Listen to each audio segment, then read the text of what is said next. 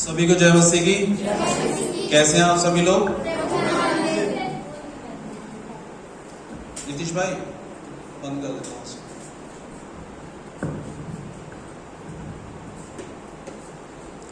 Hallelujah. मैं भी परमेश्वर का धन्यवाद करता हूँ कि हम लोग फिर से एक जगह पे यहाँ पे इकट्ठे हुए। आवाज आ रही है पीछे? अभी हमने भजन संहिता पढ़ा था, 27 नंबर है ना।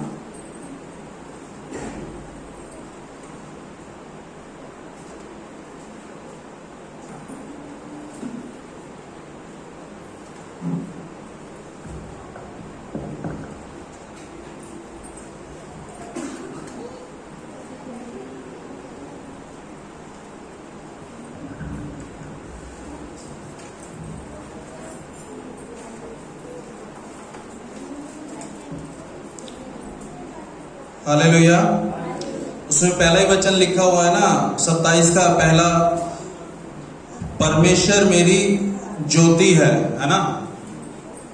ज्योति का मतलब क्या होता है पता है? ज्योति है गांव में या दिल्ली में जब लाइट चली जाती है या नहीं होती लाइट, तो क्या करते हैं हम? मोमबत्ती जलाते हैं या दीवा जलाते हैं, है ना।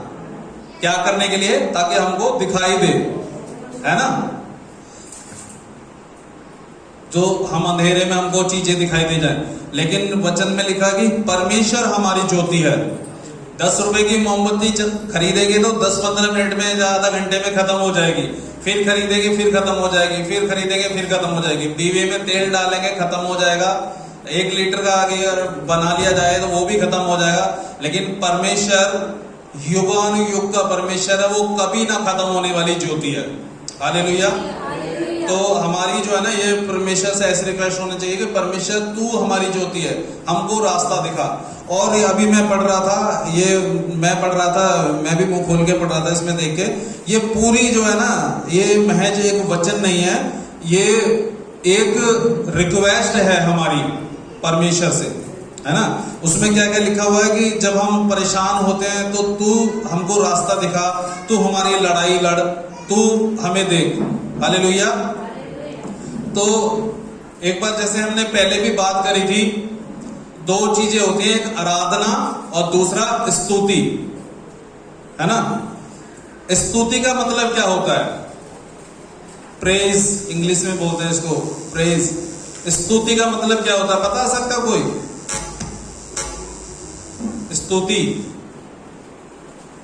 स्तुति वो आराधना तो होती है, गीत गा के हम आराधना करते हैं। लेकिन स्तुति वो होती है जो परमेश्वर ने हमारे लिए काम किए हैं उसके बारे में उसको याद दिलाना। हालेलुया। और यहां पे इसमें यही लिखा हुआ है, इस वाले पूरे चैप्टर में ये लिखा हुआ है। लेकिन आज हम चलते हैं भजन संहिता 50वें अध्याय में। 50वें अध्याय में हम चलते हैं। उसमें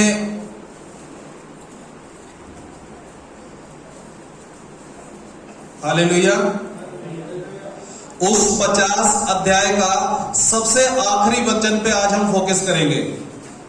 उसमें ऐसा लिखा हुआ है, सभी लोग बोल लीजिए, भजन संहिता 50 अध्याय, उसका आखिरी वचन यानी कि 23 नंबर वचन। उसमें लिखा हुआ है, धन्यवाद के बलिदान का चढ़ाने वाला मेरी महिमा करता है। हालेलुया। एक बार फिर से पढ़ेंगे हम, धन्यवाद के बलिदान का चढ़ाने वाला मेरी महिमा करता है, और जो अपना चरित्र उत्तम रखता है उसको मैं परमेश्वर का किया हुआ उद्धार दिखाऊंगा। आमीन। आइए अपनी आंखें बंद करें। धन्यवाद मेरे सामर्थी परमेश्वर, यीशु मसीह के नाम से हम आपका धन्यवाद करते हैं परमेश्वर। प्रभु जी, आज जब हम आपके वचन से सीखने जा रहे हैं मेरे परमेश्वर, तो मैं प्रार्थना करता हूं प्रभु जी कि खड़े तो हम हो, लेकिन परमेश्वर आपकी पवित्र आत्मा हमारे अंदर से परमेश्वर, शब्द हमारे नहीं परंतु आपके हो मेरे परमेश्वर। और हमको वो कान दे सुनने के, ताकि हम आपके वचन को सुन के परमेश्वर आपके पीछे चलने वाले हो जाएं और आपकी स्तुति और महिमा करें परमेश्वर। हर एक के हृदय को खोलना मेरे परमेश्वर, हर एक को सुनने वाले कान देना मेरे परमेश्वर, ताकि हम आपके वचन की गहराई को समझ सकें। धन्यवाद करते हैं, हम अपने आप को आपके हाथ में सौंपते हैं। धन्यवाद करते हैं, यीशु मसीह के नाम से मांगते हैं, आमीन, हालेलुया। लिखा हुआ है कि धन्यवाद के बलिदान का चढ़ाने वाला मेरी महिमा करता है। अगर हम, यीशु मसीह एक बार जगह पे बोलता है कि मैं तुम्हारे बलिदानों से खुश नहीं होता हूं, मैं चाहता हूं कि तुम अपने शरीरों को धन्यवाद का बलिदान चढ़ाओ। हालेलुया। अपने आप को ही मुझे बलिदान चढ़ाओ। मुझे तुम्हारे किसी लाई हुई वस्तु का मुझे कोई प्रेम नहीं है उससे, लेकिन मैं चाहता हूं कि तुम जो खुद से आओ मेरे पास में, अपने आप को ही बलिदान चढ़ाओ। लिखा हुआ कि धन्यवाद के बलिदान का चढ़ाने वाला मेरी महिमा करता है। और अगर ऐसा कोई करता है और अपना चरित्र को उत्तम रखता है, तो मैं परमेश्वर का किया हुआ उद्धार तुझको दिखाऊंगा। हालेलुया। जब हम परमेश्वर की स्तुति करते हैं, अपने आप को परमेश्वर को चढ़ा के जब हम परमेश्वर की स्तुति करते हैं, तो हम क्या करते हैं कि अपने लिए एक रास्ता खोल देते हैं परमेश्वर को हमारे दिल के अंदर आने के लिए। हालेलुया। हम अपने लिए एक रास्ता खोल देते हैं परमेश्वर को हमारे दिल में आने के लिए। समझ में आ रहा है आपको? और जब हम अपने लिए रास्ता खोलते हैं, परमेश्वर का वेलकम करते हैं अपने अंदर आने के लिए, तो वो अपना किया हुआ उद्धार हमको दिखाएगा। हालेलुया। और फिर हमारे जीवन से उसकी महिमा होगी। हालेलुया। ये रिक्वेस्ट जब हम इस तरीके से अपने आप को बलिदान चढ़ाएंगे परमेश्वर को, तो वो अपना किया उद्धार हमको दिखाएगा। हालेलुया। और जब हम पुराने नियम में अगर हम देखें, तो यीशु मसीह जब भी यहूदी लोगों को, फरीसी लोगों को जब भी बताया करते थे, तो वो नए नियम में से, नया नियम एक्चुअली यीशु मसीह खुद है। हालेलुया। वहां से कुछ नहीं, अपने आप से वो कुछ नहीं, लेकिन वो पुराने भविष्य वक्ताओं की किताबों में से उनको बताया करता था। हालेलुया। वो क्या बताता था? मैंने जैसे बताया कि स्तुति वो होती है जो परमेश्वर के करे हुए काम आप लोगों को बताओ, ये स्तुति होती है। और जब यीशु मसीह उन सब लोगों को जो उसके आसपास में रहते थे, उनको परमेश्वर का किया हुआ काम दिखाता था, तो वो पुराने नियम में चला जाता था यीशु मसीह, और वो बोलता था कि देखो वहां पर क्या लिखा हुआ है, देखो परमेश्वर ने तुम्हारे लिए कैसे बड़े बड़े काम किए हैं। हालेलुया।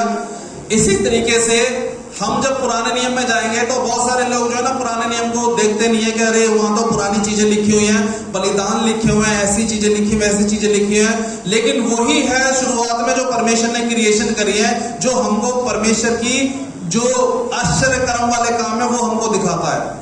वो हम भूल गए थे, हम उसको नहीं जानते थे, वही बताने के लिए यीशु मसीह यहाँ पे आए। हालेलुया। परमेश्वर ने पुराने नियम में, निर्गमन में बताया, 10 आज्ञाएं दी हैं कि तू जो अपनी माता पिता का आज्ञा का पालन करना, चोरी मत करना, खून मत करना, झूठी गवाही मत देना कोर्ट कचहरी में। 10 आज्ञाएं दी हैं, लेकिन हम उन आज्ञाओं पे ना चले। यीशु मसीह फिर से आए उन्हीं आज्ञाओं को बताने के लिए कि मैंने तुमको ऐसे ऐसे बोला था, लेकिन तुम नहीं चल पाए, अब मैं तुमको चल के दिखाऊंगा कि कैसे चलते हैं। हालेलुया। तो हम क्यों नहीं चल पाते? क्योंकि हम जो है ना क्या करते हैं, हम खुद से चलने की कोशिश करते हैं। पेन कॉपी निकाल लीजिए अपना, खुद से चलने की कोशिश करते हैं। मैं आपको आज 7 पॉइंट आपको बताऊंगा कि क्या हमारी परमेश्वर से रिक्वेस्ट होनी चाहिए। पुराने नियम में एक व्यक्ति है जिसके बारे में हम पहले बताया था, उसका नाम है यहोशापात। हालेलुया।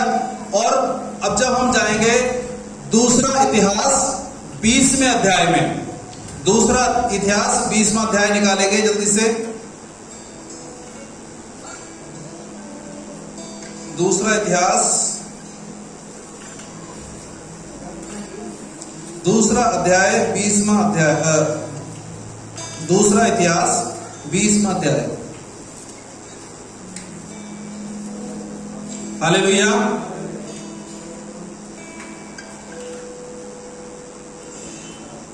दूसरा अध्याय का 20, दूसरे इतिहास का 20वां अध्याय और वचन 12 पढ़ेंगे हम।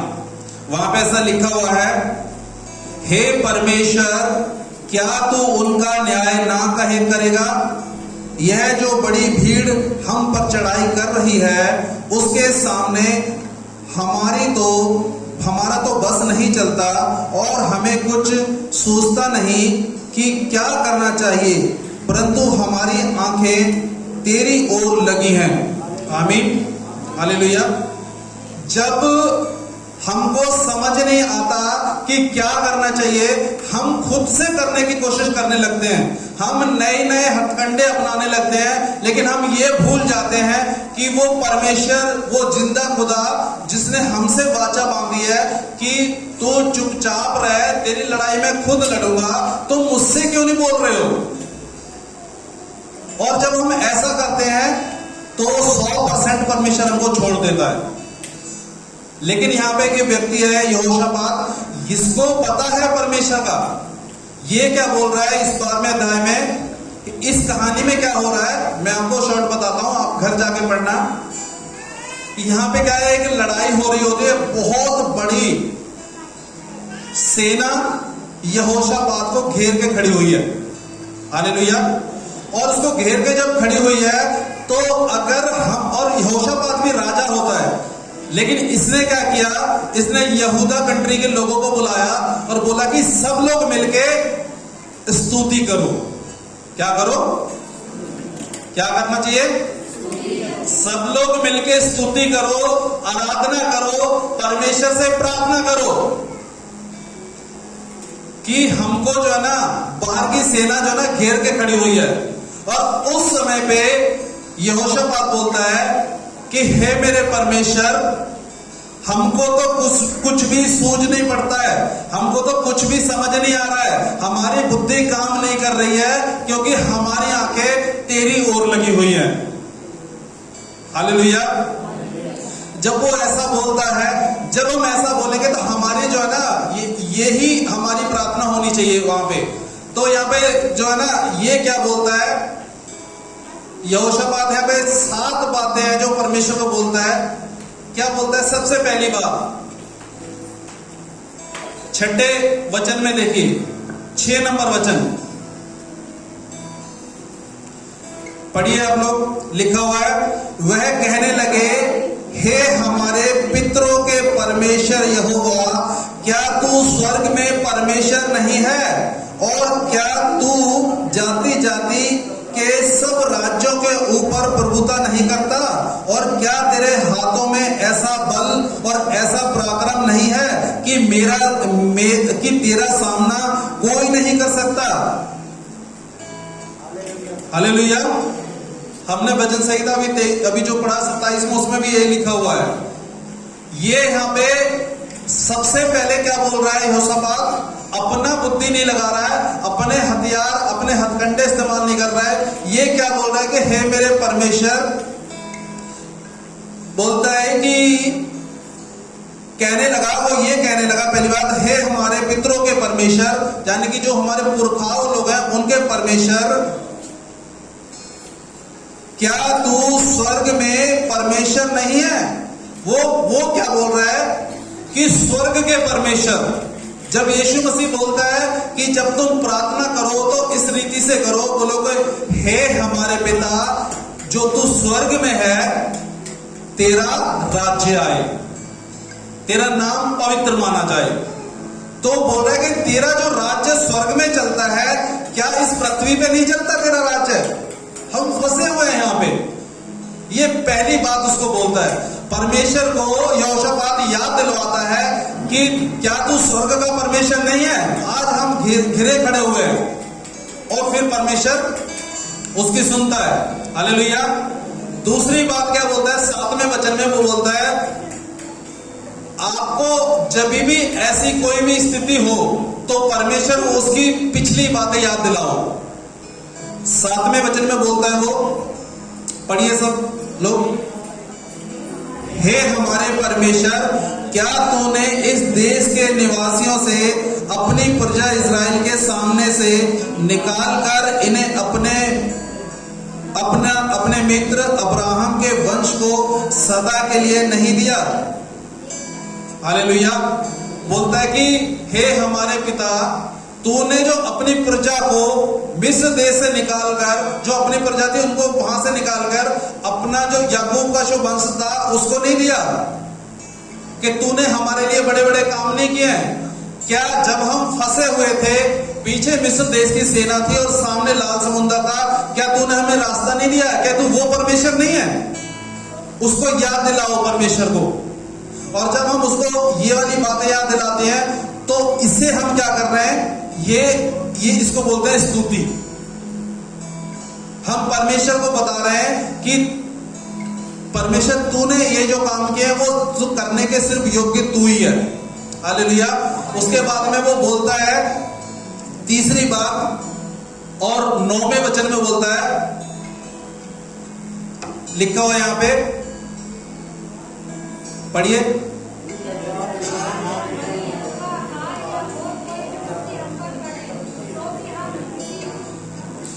यदि तलवार या मरी अथवा अकाल और कोई विपत्ति हम पर पड़े तो भी हम इसी भवन के सामने और तेरे सामने, तेरा नाम तो इस भवन में बसा है, खड़े होकर अपने क्लेश के कारण तेरी दुहाई देते और तू देंगे और तू सुनकर बचाएगा। हालेलुया। हालेलुया। अगर हमारे को ऐसी विपत्ति आ पड़े किसी भी तरीके की तो हम क्या करते हैं? हम स्तुति करते हैं परमेश्वर की, परमेश्वर को पुराने काम याद दिलाते हैं, तो क्यों नहीं दिलाते? क्या करने आता फिर यहाँ पे? क्यों याद नहीं दिलाते हम परमेश्वर को? वो बोल रहा है कि चाहे कितनी भी विपत्ति हमारे ऊपर क्यों ना पड़ी हो, चाहे हमारे ऊपर क्लेश हो, चाहे मुसीबत हो, क्या बोल रहा है? पढ़िए तो आप ध्यान से पढ़ते नहीं वचन को। लिखा हुआ है, यदि तलवार या मरी अथवा अकाल या कोई विपत्ति हम पर आए, चाहे तलवार हमारे गले पे लटकी हो, चाहे कोई बीमारी महामारी हो, चाहे कोई भी अकाल मतलब खाने के लिए सारा भोजन वस्तु खत्म हो गया हो, चाहे कुछ भी क्यों ना हो गया हो, लिखा हुआ है तेरा नाम तो भी हम इसी भवन में तेरे सामने खड़े रहेंगे। तो भी हम तेरे भवन में इसी जगह पे खड़े रहेंगे, चाहे कुछ भी क्यों ना हो जाए। हालेलुया। और लिखा हुआ है, खड़े होकर अपने क्लेश के कारण तेरी दुहाई देंगे। तेरी दुहाई मतलब तेरी स्तुति करेंगे, तेरे गिने करे हुए काम तुझको बताएंगे, और क्या करेंगे? और सुनकर तू बचाएगा। लेकिन हम जो है ना उसकी आराधना करते नहीं है, हम अपने क्लेश अपने आप से ही खत्म करने की कोशिश करते हैं। जब हम अपने क्लेश अपने आप से ही, अपनी विपत्तियां अपने आप से ही खत्म करने की कोशिश करेंगे ना, परमेश्वर ने 50 जगह बाइबल में लिखा हुआ है मैं तुम्हारे को नहीं जानता हूं, क्योंकि तुम अपने आप से लड़ने की कोशिश कर रहे हो। निर्गमन 14:14 में बोलता है कि तुम जो है ना सिर्फ चुपचाप खड़े रहो, लड़ाई मैं लड़ूंगा, तुम बस खड़े रहो। ये उस समय पे बोला था जब सामने लाल समुद्र था, पीछे मिस्र देश की पूरे वर्ल्ड में सबसे ताकतवर सेना खड़ी थी। उस समय पे बोला था तुम सिर्फ चुपचाप खड़े रहो। और हम होते क्या होते? हम समुद्र में कूद जाते, भाई इनसे मरने से अच्छा है समुद्र में कूद जाओ। लेकिन परमेश्वर ने समुद्र को 2 भाग कर दिया। अगर आज बारिश पड़ जाए तो 3 दिन तक पानी सूखता नहीं है बाहर, लेकिन समुद्र जिसकी गहराई अभी तक कोई नहीं नाप पाया है, परमेश्वर ने उसको दो भाग कर दिया और लिखा हो कि लोग जो है ना उसके बीच में से ऐसे निकल गए जैसे कि सूखी भूमि के ऊपर। हालेलुया। उसको याद दिलाओ, परमेश्वर को उसका वादा याद दिलाओ कि परमेश्वर तूने हमसे बोला है कि मैं तेरे साथ हूं। और आज जब हमें विपत्ति आई पड़ी है तो हमारी आंखें किसी और पे नहीं परंतु तेरे ऊपर लगी रहेंगी, क्योंकि हमारा भरोसा तेरे ऊपर है। ये बोल रहा है यहोशापात, जो कि खुद राजा था, सेना भी उसके पास में थी, लेकिन उसने लड़ना अपने आप को मुनासिब नहीं समझा। उसने बोला कि परमेश्वर तू लड़ाई हमारी लड़ेगा। और चौथी बात और 11वां नंबर वचन में लिखा हुआ है, पढ़िए।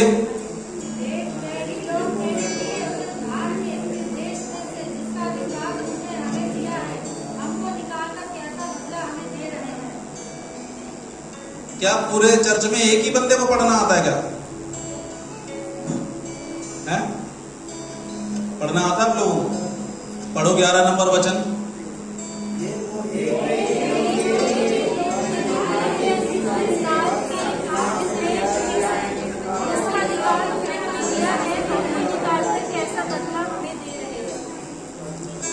आपको कितनी बार बताया जाता है कि जब आप पढ़ते हो ना तो ये मुंह से वर्ड जो निकल रहे हैं ना, ये परमेश्वर के वर्ड है। अब आप मुंह से अंगीकार ही नहीं करोगे तो क्या सुनेगा परमेश्वर आपकी बात? यहां पे आके ताली बजाने से कुछ नहीं होने वाला।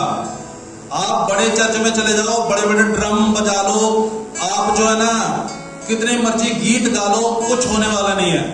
आप भविष्यवाणी करके दुष्टात्मा को निकाल लो, कुछ होने वाला नहीं है। आप बीमारों को चंगा कर लो, कुछ होने वाला नहीं है। ये मत सोचना मैं ऐसे ही बोल रहा हूं। मत्ती के 7वें अध्याय के 21-22 को पढ़ो तो समझ में आ जाएगा कि क्या बोल रहा हूं मैं। बोलेंगे, लिखा वहां पे, उस दिन बहुत सारे ऐसे मेरे पास में बोलेंगे, हे प्रभु क्या हमने तेरे नाम से दुष्टात्मा नहीं निकाली? बोलता है कि हे निकम्मो। कितना गंदा वर्ड यूज किया परमेश्वर ने, हे निकम्मो मेरे सामने से दूर हो जाओ क्योंकि मैं तुमको नहीं जानता हूं। क्या बोलोगे उस दिन? उसने बोला है कि जो मैंने तुमको बताया वो करो भाई, तुमको कुछ और करने की जरूरत नहीं है, तुमको सिर्फ इसको पढ़ना है और मेरी स्तुति करनी है, बस, और कुछ नहीं करना। इसके अलावा और हम कर भी क्या सकते हैं? हालेलुया। ये एक रिक्वेस्ट है, जब हम परेशानी में, अपनी दुखों में, किसी भी समस्या में, चाहे वो समस्या ये वाली हो कि हमको बाइबल पढ़नी नहीं आ रही है, तो अगर बाइबल पढ़नी नहीं आ रही है तो क्या बोलोगे? यीशु ने बोला है कि जब मैं जाऊंगा तुम्हारे लिए पवित्र आत्मा भेजूंगा, जब पवित्र आत्मा तुम पर आएगा तो तुम पृथ्वी की छोर तक मेरे गवाह होगे, और जो बात तुमको नहीं आती है वो अपने आप तुमको बता देगा। कहां लिखा हुआ है? लिखा हुआ है अंदर, जब पढ़ोगे तब पता चलेगा। हालेलुया। पढ़ना नहीं आता है, ऐसे कितने इसके अंदर, ऐसे कितने लोग कैरेक्टर है इसके अंदर जिनको पढ़ना नहीं आता था, उन लोगों ने परमेश्वर की स्तुति करी हुई है। कोई चर्च, संडे चर्च जो है ना, कोई अलग से कोई एक बनाई हुई कोई चीज नहीं है। विश्राम का दिन है, विश्राम का दिन यीशु मसीह में एक हो जाना। और एक जब होंगे जब वो बोल रहे हैं उसकी सुनना, और जो उसने लिख के दिया, जो वादा किया है उसने, उसको लोगों को बताना। यही संडे है बस, और यहां पर कौन सा अलग से कुछ होता है? हालेलुया। तो ये जो यहोशापात क्या कर रहा है, जब परेशानी में फंसा होता है, ये परमेश्वर से बोल रहा है कि तूने देख क्या क्या किया है। अब आज जब उस हम समस्या में है तो तू वही परमेश्वर है, अब्राहम का परमेश्वर है तू, इसहाक का परमेश्वर है तू, याकूब का परमेश्वर है तू, मेरा भी तू परमेश्वर है। आज जब मैं फंसा हूं तो मुझे तू निकाल। हालेलुया। उसके बाद में जो है 5वीं बात, 12 वचन जो हमने पढ़ा था लास्ट में, उसमें लिखा हुआ है, पढ़िए।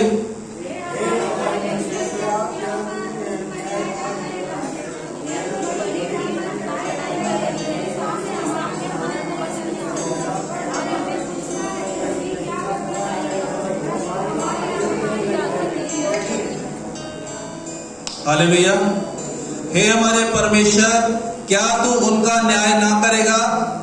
ये जो बड़ी भीड़ हम पर चढ़ाई कर रही है, उसके सामने हमारा तो बस नहीं चलता और हमें कुछ सूझता नहीं है कि क्या करना चाहिए, परंतु हमारी आंखें तेरी ओर लगी हुई हैं।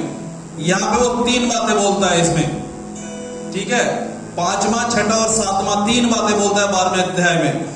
पहली बात तो क्या बोलता है कि हम तो कमजोर हैं। जिस दिन आप अपने आप को यह बोलोगे कि परमेश्वर हम कमजोर हैं, हमारे बस की बात नहीं है, तू लड़ाई लड़ हमारी, उस समय पे वो आपको बलवान बना देगा पवित्र आत्मा के द्वारा। और आप फिर भी नहीं लड़ोगे, वो खुद लड़ेगा। लेकिन तुम्हारे को एक विश्वास होना चाहिए। ये सब पता कब होगा? विश्वास के द्वारा होगा। इब्रानियों 11 बताता है कि विश्वास ही के द्वारा अब्राहम ने 100 साल के बाद उसको बेटा पैदा हुआ। विश्वास ही के द्वारा केन से उत्तम बलिदान हाबिल ने चढ़ाया। विश्वास ही के द्वारा वो समुंदर से, लाल समुंदर से ऐसे निकल गए जैसे सूखी भूमि। विश्वास ही के द्वारा जब आप इसको पढ़ के वचन की जो वादा किया है उसने, जब विश्वास करोगे तो परमेश्वर कर देगा। यीशु ने बोला है, अगर तू प्रार्थना में कुछ मांगता है तो विश्वास कर ले कि तेरे लिए हो गया। हालेलुया। और ये बोलता है कि यहाँ पे 3 बातें बोलता है 12वें वचन में। बोलता है सबसे पहली बात कि हम कमजोर हैं। अब से अपने आप को कमजोर बनाना शुरू कर दो। जब तुम कमजोर हो गए तो रोमियो को पुस्तक बताती है कि तुम्हारी निर्बलताओं में वो बल देता है। हालेलुया। सबसे पहली बात बोलता है कि मैं कमजोर हूं। दूसरी बात को बोलता है इसमें कि मेरे पास जो है ना बुद्धि नहीं है मेरी। देखो पढ़ो 12 नंबर फिर से।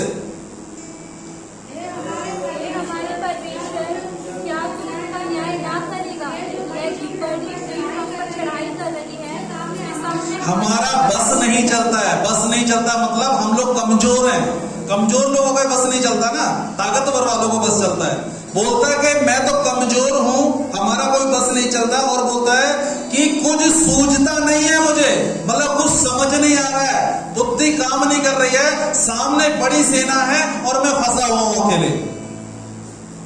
एक तो मैं कमजोर हूं और मुझे कुछ सूझ नहीं रहा है, मेरी बुद्धि काम नहीं कर रही है। और तीसरी बात क्या बोलता है कि मेरी जो आंखें है ना, मेरा भरोसा सिर्फ तेरी ओर है, मेरी आंखें तेरी ओर लगी हुई हैं। अब तू मेरे को इस सब चीजों से बचा सकता है। हालेलुया। जब इन सब चीजों को इस कहानी के हिसाब से जब हम अपने आप को परमेश्वर के प्रति उसकी स्तुति करेंगे ना, वो हमारे लिए बीच समुद्र में से रास्ता बना देगा। ये कैसे होगा? विश्वास के द्वारा होगा। और जब ये प्रार्थना इसने करी यहोशापात ने, इसी चैप्टर के 22वें अध्याय में 22वें वचन में लिखा हुआ है, पढ़िए। जिस समय वे गाकर स्तुति करने लगे, उसी समय यहोवा ने अम्मोनियों, मोआबियों और सेईर के पहाड़ी देश के लोगों को जो यहूदा के विरुद्ध आ रहे थे, घातकों को बैठा दिया और वे मारे गए। हालेलुया। अब घर जाके जब ये वाला चैप्टर आप पढ़ोगे ना, पूरे चैप्टर में लिखा हुआ है कि इन लोगों के पास में ना तो हथियार थे लड़ाई करने के, ना कोई तीर कमान थी, ना कोई बड़ी सेना थी। 3-3 कंट्री के लोगों को जब ये लोग बैठ के स्तुति कर रहे थे, परमेश्वर को ये क्लेम कर रहे थे कि तू वो परमेश्वर है जिसने मिस्र की सेना को समुद्र में डुबो दिया। तू वो परमेश्वर है जिसने पूरी की पूरी जो है ना सेना को खत्म कर दिया। तू वो परमेश्वर है जो सृष्टि की रचना करने वाला परमेश्वर है। तू वो परमेश्वर है जो जब सब कुछ खत्म हो जाता है तू एक नया रास्ता बनाने वाला परमेश्वर है। तू वो परमेश्वर है जब अब्राहम अपने बेटे इसहाक को बलि चढ़ाने के लिए लेके गया तो तूने वहां पर उसके लिए एक नया उपाय कर दिया। तू यहोवा ईरे है। जब वो ये वाले यहाँ पे खड़े हो गए, प्रार्थना करने लगे, उस भवन में इकट्ठे हो गए, एक जगह पे इकट्ठे हो गए, जब उसकी स्तुति करने लगे, स्तुति मतलब उसके गिनाए हुए काम करने लगे, करे हुए काम गिनवाने लगे, परमेश्वर ने इन लोगों को वो जीत दिला दी। पूरा चैप्टर जो आप पढ़ोगे उसमें लिखा हुआ है कि इनके पास में कुछ भी नहीं था, बस इनका भरोसा सिर्फ उसके ऊपर था। हालेलुया। क्योंकि यीशु मसीह ने हम लोगों के लिए वो जो सामने वाली जो सेना है, दुष्ट की सेना, उसको क्रूस पे हरा दिया है। हालेलुया। और जब यीशु मसीह ने क्रूस पे शैतान को हराया, उस समय पे उसने अपने लहू से हमें मोल ले लिया है, मोल खरीद लिया है। और अब जो है ना, हम दास नहीं है।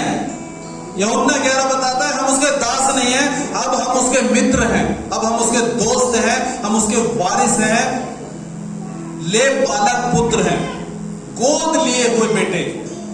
उसने हमें अपने खून से गोद ले लिया और हमें बचा लिया।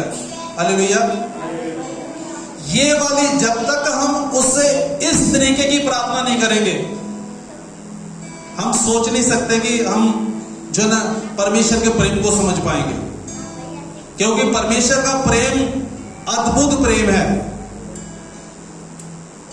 परमेश्वर ने जो है ना अपना जिगर का टुकड़ा जो बोलते हैं ना, यीशु मसीह को दे दिया हमसे प्रेम करने के लिए। हमें भी अपना दिल देना पड़ेगा उससे प्रेम करने के लिए। और जब तक दो दिल आपस में मिलते नहीं है ना, प्रेम होता नहीं है। हालेलुया। एक तरफा वाला प्रेम हो गया ये। और हम उसके प्रेम को तभी समझ पाएंगे जब हम इसको पढ़ेंगे तब। पिछली बार जैसे मैंने बताया कि लोग जो है ना परमेश्वर को ढूंढने के लिए, उसको समझने के लिए साइंस की उत्पत्ति कर दी उन्होंने। साइंस के जरिए से परमेश्वर को ढूंढ रहे हैं।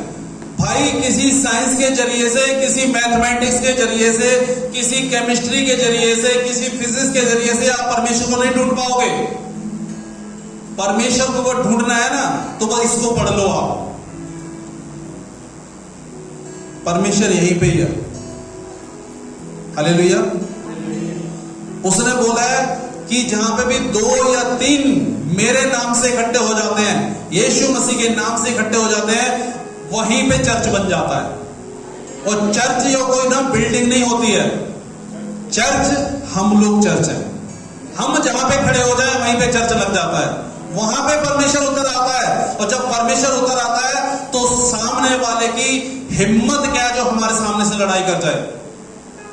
जब आप इस 20वें अध्याय के आखिरी पढ़ोगे ना, वो बोलता है, यहोवा बोलता है कि तुम चुपचाप खड़े रहो, क्योंकि लड़ाई तुम्हारी नहीं है, लड़ाई मेरी है।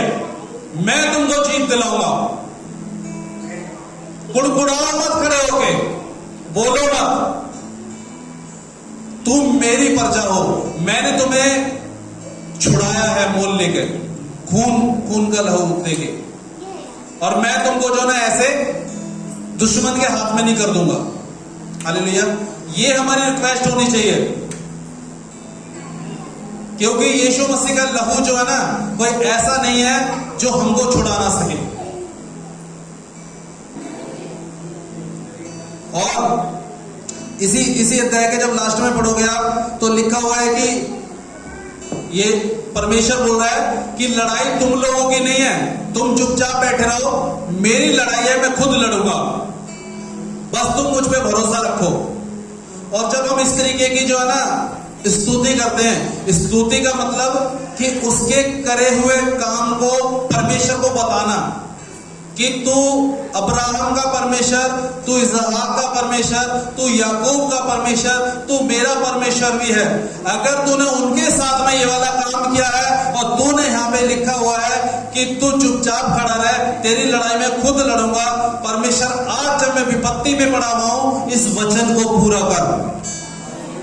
ये मुंह से अंगीकार करना है और परमेश्वर को आदर करना है। जैसे पिछली बार भी हमने बोला था, एक्नॉलेज करना है, पवित्र आत्मा का आदर करना है। और जब हम उसका आदर करना शुरू कर देते हैं और ये वाली बात बोलना शुरू कर देते हैं, वो अपना काम उस आकाश मंडल से करना शुरू कर देता है। हालेलुया। हमें सिर्फ और सिर्फ भरोसा करना है और करने का काम हमारा कुछ नहीं है। हमें सिर्फ भरोसा, विश्वास करना है कि तूने परमेश्वर इस वचन को लिखा हुआ है, आज इस वचन को पूरा कर मेरे परमेश्वर। बस ये क्लेम करना है परमेश्वर को। और जब आप इस वचन को, बाइबल को खोल के उसके ऊपर उंगली रख के उसको ये बोल देते हो कि परमेश्वर इसको पूरा कर, इसको पूरा कर, इसको पूरा कर, और वहां पे पता है क्या होता है? स्वर्ग में स्वर्गदूत परमेश्वर के दाहिने बाएं सब तरफ खड़े होकर पता है क्या कर रहे होते हैं? वेट कर रहे होते हैं, इंतजार कर रहे होते हैं कि कब नीचे से कोई रिक्वेस्ट आए और परमेश्वर हमको बोले और हम जाएं। हालेलुया। लेकिन हम क्या करते हैं? हम पता नहीं कुछ और ही बोल देते हैं, तो वो तो परमेश्वर सुनता नहीं है। हम तो जो मर्जी बोल दें, वो नहीं सुनता परमेश्वर। उसने जो बोला हुआ है उसको बोला कि परमेश्वर तूने ये बोला है। हम तो पता नहीं क्या क्या बोलते रहते हैं, हमारी नहीं सुनता परमेश्वर। अगर हमारी सुनता होगा ना परमेश्वर, तो यीशु मसीह ने बोला है मत्ती 28 के 18 से 16 से 21 तक में, 19, 20, 21, कि तुम लोगों को पवित्र आत्मा के पिता, पुत्र, पवित्र आत्मा के नाम से बपतिस्मा दो और उन्हें चेला बनाओ। जो मैंने आगे तुमको दिया वो उनको मानना सिखाओ। जगत के अंत तक मैं तुम्हारे साथ हूं। तुम दुष्ट आत्माओं को निकालो, बीमारों को चंगा करो, है ना, और तुम मुझसे भी बड़े बड़े काम करोगे। तो आज लोग यीशु मसीह से बड़े बड़े काम कर भी रहे हैं, लेकिन वही यीशु जिसने बोला है कि तुम ऐसा करोगे, वही यीशु ये बोलता है। अगर कोई चेला बोल रहा होगा, अगर कोई और भविष्यवक्ता बोल रहा होगा तो समझ में आ जाता, लेकिन यीशु मसीह खुद ही बोल रहा है कि मैं तुम लोगों को नहीं जानता हूं। इसके पीछे का राज क्या है? क्वेश्चन मार्क लगा दो, क्योंकि हम वो बोल के कर रहे हैं जो उसको पसंद नहीं है। हम वो नहीं बोल रहे हैं। अरे दुष्ट आत्मा तो कोई भी निकाल देता है, बाहर लोग नहीं निकालते, ओगड़ बाबा नहीं निकालते, तांत्रिक नहीं निकालते, साधु महात्मा लोग निकालते हैं ना। एक कहानी और भी है इसमें, शमौन जादूगर। पतरस यूहन्ना जब एक जगह प्रार्थना करने गए, एक व्यक्ति के अंदर दुष्ट आत्मा थी, उन्होंने उसके सर पे हाथ रखा और प्रार्थना किया और दुष्ट आत्मा निकल गई। उधर शमौन जादूगर था, उसके चर्चे सारे जहान में थे। उस जगह पे लोग उसकी जादूगरी देखने के लिए दूर दूर से चल के आते थे और उसको पैसा भी देते थे उसका खर्चा चलाने के लिए। लेकिन जब शमौन जादूगर देख रहा, अरे इन दो व्यक्तियों के हाथ रखने से दुष्ट आत्मा निकल जाती है, इसने क्या किया? अगली बार से ये चला गया। किसी के अंदर दुष्ट आत्मा थी, जैसे ये सामने गया ना, हाथ नहीं रखा, सामने गया शमौन जादूगर, दुष्ट आत्मा सामने से निकल आई। बोलती है मैं पतरस को जानती हूं, मैं यूहन्ना को जानती हूं, मैं यीशु को जानती हूं, तू कौन है?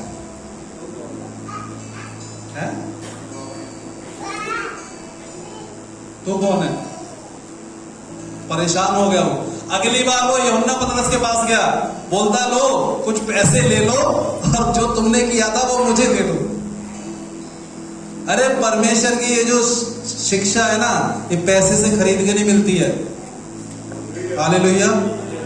ये पवित्र आत्मा के द्वारा मिलती है। जब पवित्र आत्मा तुम्हारे पास आएगा तुम पृथ्वी के छोर तक उसे गवाह होगे। जब पवित्र आत्मा 50 दिन के बाद में पेंटिकॉस्ट के दिन जब चेलों के ऊपर उतरा, जहां पे वो इकट्ठे हुए थे, वहां पर उन्होंने खुद से बोलना शुरू कर दिया। सबसे कमजोर व्यक्ति पतरस खड़े होकर बोलने लगा, यही वो परमेश्वर है जो मुर्दों में जान डालता है, यही वो परमेश्वर है जो सृष्टि की रचना करता है, यही वो परमेश्वर है जो हमें पवित्र आत्मा देता है, यही वो परमेश्वर है जिसने हम सबको बनाया है। इसी की महिमा करो। स्वर्ग के नीचे, पृथ्वी के ऊपर, देवताओं में इसके तुल्य कोई नहीं है। हालेलुया। जब आप ये बोल के दुष्ट आत्मा के पास जाओगे ना, या तो वो मुंह से आवाज नहीं निकालेगी या फिर छोड़ के भाग जाएगी। हम एक गांव में गए थे, राजा भैया के ससुराल की तरफ, यहाँ कटवार इस्लाम में पड़ोस में एक कमरा है। रात में बुलाया 11:30 बजे, खाना बनाने वाला रखा हुआ था। 11:30 बजे बुलाया। एक 14 साल की लड़की थी, कमरे में परेशान थी, पिछले हफ्ते की बात है। जब हम गए तो वो उस टाइम पे परेशान थी। हम गए तो हमने थोड़ा सा देखा उसको, उसका जायजा लिया, और बाद में बोलते हैं कि मेरे को अभी भी वो दिखाई दे रही है। वो लड़की बोलती है, मैंने बोला कि क्या दिखाई दे रहा है? कह रहा वो वहां पे खड़ी हुई है। मैं बोला कि अभी खड़ी है? कहने लगी कि हाँ। कह रहे जब तुम आए थे तो वो अंदर थी, लेकिन जब आप अंदर आए तो वो बाहर चली गई है। हालेलुया। मैंने बोला कि अभी है? कह रहे हाँ अभी वो खड़ी है, मेरे को डर लग रहा है। वो रोने लगी लड़की। मैं बोला पानी लाओ, एक बोतल पानी लिया, प्रार्थना किया, पूरे कमरे में छिड़काव लगाया, उधर गैलरी में, इधर सब जगह डाल दिया। मैंने कहा अभी? कह रही अभी नहीं है। क्या है वो?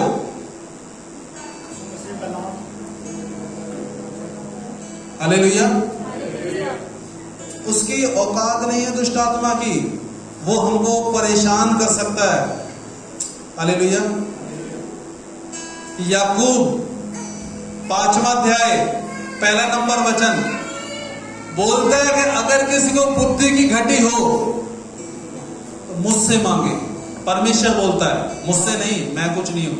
परमेश्वर बोलता है अगर किसी को बुद्धि की घटी हो तो मुझसे मांगे, जिसको मैं बिना उलाहना दिए हुए, बिना किसी टेंशन के, बिना किसी झंझट के उसको फ्री में, मुफ्त में देता हूं। लेकिन मांगो तो सही, ऐसे नहीं बांटेगा परमेश्वर। एक जगह परमेश्वर में यह भी लिखा हुआ वचन में कि तुम जो है ना अपने वचन, ये पवित्र वचन सूरों के सामने मत डालो। हर कोई नहीं समझ पाएगा उसको, लेकिन जब आप बुद्धि मांगोगे उससे, वो आपको समझ पाएगा। हालेलुया। अरे आप देखो, बोलते परमेश्वर बोलता है अगर तुम नहीं बोलोगे ना तो पत्थर बोल उठेंगे। कब बोलोगे आप? निकट है, समय निकट है। हालेलुया। और इसमें लिखी हुई बातें परमेश्वर को बताओ। परमेश्वर आपने ये किया है।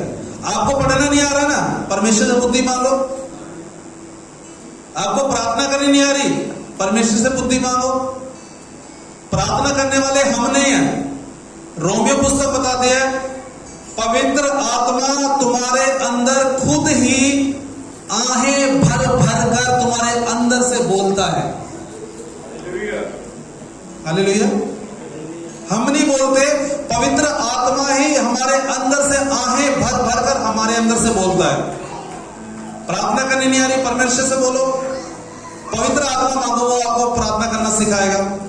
आपको वचन को समझ नहीं आ रहा, परमेश्वर से बुद्धि मांगो। सुलेमान बोलता है कि नया लड़का था, कम उम्र का लड़का, 15 साल का लड़का, बोलता है कि परमेश्वर तेरी इस्राएली सेना के ऊपर मैं कैसे न्याय करूंगा, मैं तो अभी बालक ही हूं।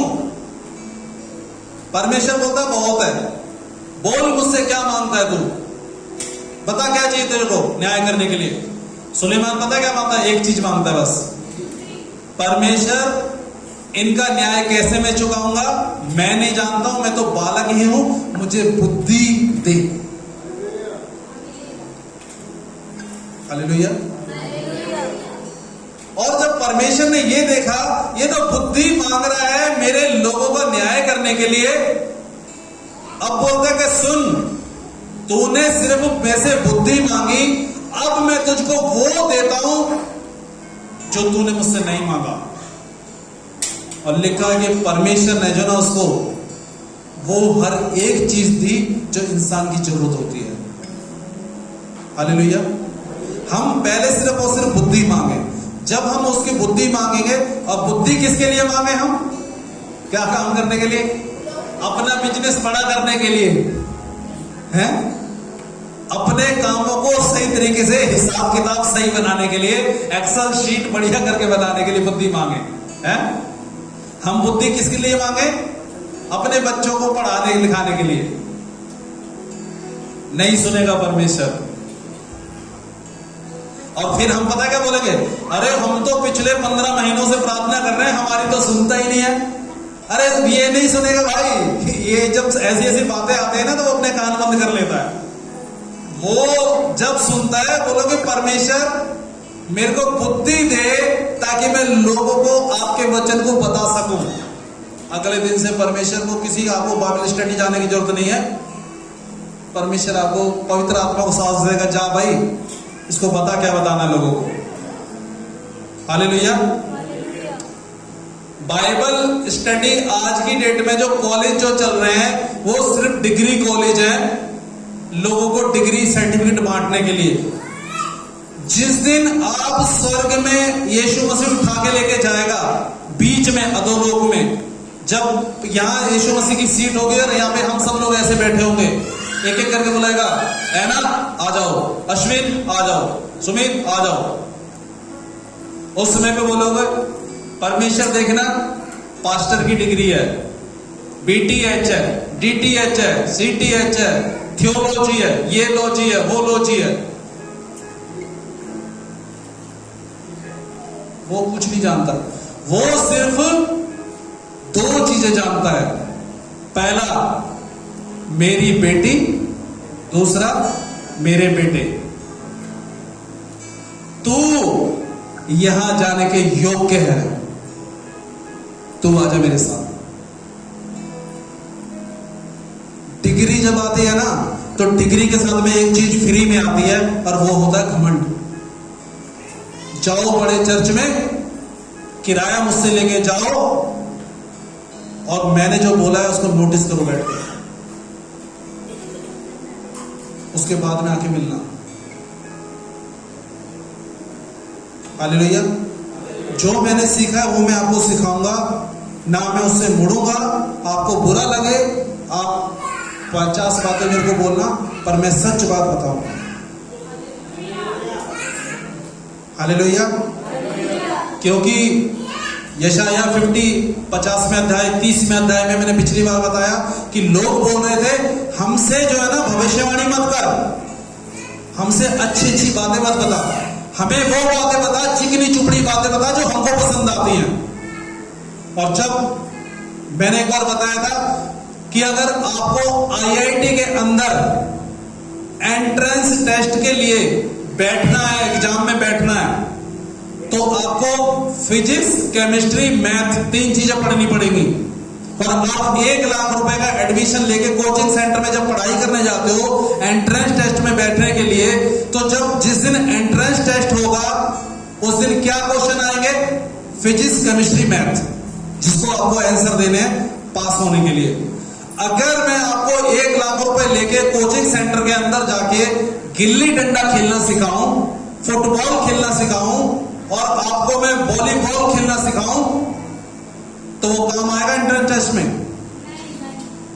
मैं आपको वो सिखाऊंगा जो उस दिन काम आएगा, जब हमारा एंट्रेंस टेस्ट होगा यीशु मसीह के पास में। यीशु बोलेगा मैंने तुमको ये फिजिक्स, केमिस्ट्री, मैथ पढ़ने के लिए नहीं बोला भाई, मैंने तुमको बाइबल पढ़ने के लिए बोला था। हालेलुया, आमीन। तो सच बात आएगी एंट्रेंस टेस्ट में, उसमें पास हो गए तो ही प्रवेश कर पाएंगे, नहीं तो नहीं। कोई डिग्री उधर काम नहीं करती। वहां पर एक ही काम का आता है, मेरी बेटी, मेरे बेटे, तू इसके योग्य है, चल मेरे साथ। 2 स्वर्गदूत आएंगे, इधर से एक इधर से उठाएंगे और ले जाएंगे। वहां पर गिड़गिड़ाने का, घुटने टेक के प्रार्थना करने का कुछ मतलब नहीं होगा। वहां कुछ काम नहीं आएगा। वहां सिर्फ एक ही काम आएगा कि यीशु मसीह को हमने पहना है या नहीं पहना है, यीशु मसीह हमारे अंदर है या नहीं है, यीशु मसीह का लहू हमारे अंदर लगा है या नहीं है। वो कपड़े जो मैंने कब्र के अंदर छोड़े थे तुम्हारे नंगेपन को, तुम्हारी धार्मिकता को ढकने के लिए, क्या उस कपड़े से तुम्हारा नंगापन, तुम्हारी धार्मिकता ढकी हुई है या नहीं ढकी हुई है? ये चीज काम आएगी उससे। हालेलुया। इसलिए अभी से जो है ना, परमेश्वर के वचन को सीरियस लेना शुरू कर दो। कुछ और इधर उधर चक्कर में मत पड़ो। जो यहाँ पे लिखा हुआ है उसको बोलो, परमेश्वर हम विपत्ति में फंसे हुए हैं, हमको नहीं समझ आ रहा है, हमको सूझ नहीं पड़ रहा, परमेश्वर हम इसको कैसे समझें, आपकी गहरी बुद्धि की बातों को हम कैसे समझें। वो आपको बुद्धि देगा, वो आपको पवित्र आत्मा देगा और वो आपको सिखाएगा फिर। हालेलुया। इसीलिए उसने बोला है कि तुम जो है ना, तुम्हारा जो बोझ है ना वो मुझे दे दो और मेरा बोझ तुम ले लो। अपना जुआ मुझे दे दो, मेरा जुआ तुम ले लो, क्योंकि तुम जिस जुए के नीचे दबे हुए हो वो बहुत भारी है और मेरा जुआ हल्का है, उसको अपने ऊपर लो। और उसको भी लेके तुम अकेले नहीं चल पाओगे, मैं तुम्हारे साथ साथ चलूंगा, मैं तुम्हारी रक्षा रखवाली करूंगा, तुम मत लड़ो, तुम्हारी लड़ाई मैं लड़ूंगा। हालेलुया। जय मसीह।